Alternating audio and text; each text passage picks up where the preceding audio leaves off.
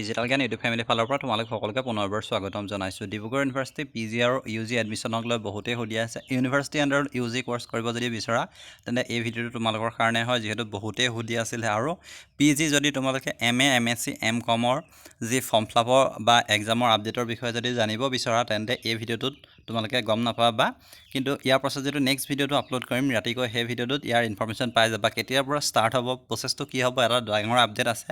এতিয়া এই কাৰণে নজনাওঁ যে এতিয়া মই বস্তুটো কনফাৰ্ম হোৱা নাই, যেতিয়া কনফাৰ্ম হ'ম তেতিয়া মই নেক্সট ভিডিঅ'টোত জনাই দিম। আৰু এটা বোলাত নহয়, দেৰি নকৰি ভিডিঅ'টো আৰম্ভ কৰোঁ।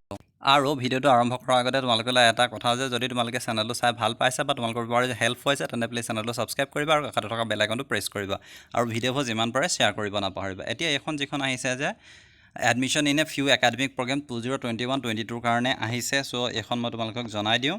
আৰু যিহেতু যিমানখিনি আপডেট আহক, মই গুৱাহাটী ইউনিভাৰ্চিটি হওক বা ডিব্ৰুগড় ইউনিভাৰ্চিটি হওক বা যিকোনো ইউনিভাৰ্চিটি, তেজপুৰ ইউনিভাৰ্চিটিত ইতিমধ্যে আহিছে। চ' মই সেইখিনিও তোমালোকক যদি বিচৰা তেন্তে জনাই দিম।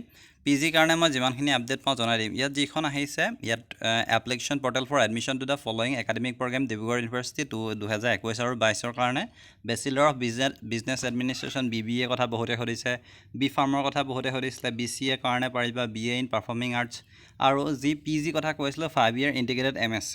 চ' ইণ্টিগ্ৰেটেড MSc কৰিব পাৰিবা, master in business administration MBA full time, আৰু পাৰ্ট টাইমৰ কাৰণে MBA কৰিব পাৰিবা ডিব্ৰুগড় ইউনিভাৰ্চিটিত, আৰু মাষ্টাৰ অফ ফাৰ্মাচী MPharm কৰিব পাৰিবা। আৰু সকলোবিলাক তোমালোকক যিটো কৈছে যে 16/8/2021 পৰা মেড লাইভ হ'ব। চ' এইখিনি আছিলে বাকী PG MA MSc MCOMৰ কাৰণে। আৰু যি তোমালোকৰ যি নতুনকৈ একাডেমিক ইয়াৰটো ষ্টাৰ্ট হ'ব সেই বিষয়ে তোমালোকে গধূলি যিটো নেক্সট ভিডিঅ'টোত পাবা। চ' চেনেলটো ছাবস্ক্ৰাইব কৰি ৰাখিবা। ধন্যবাদ।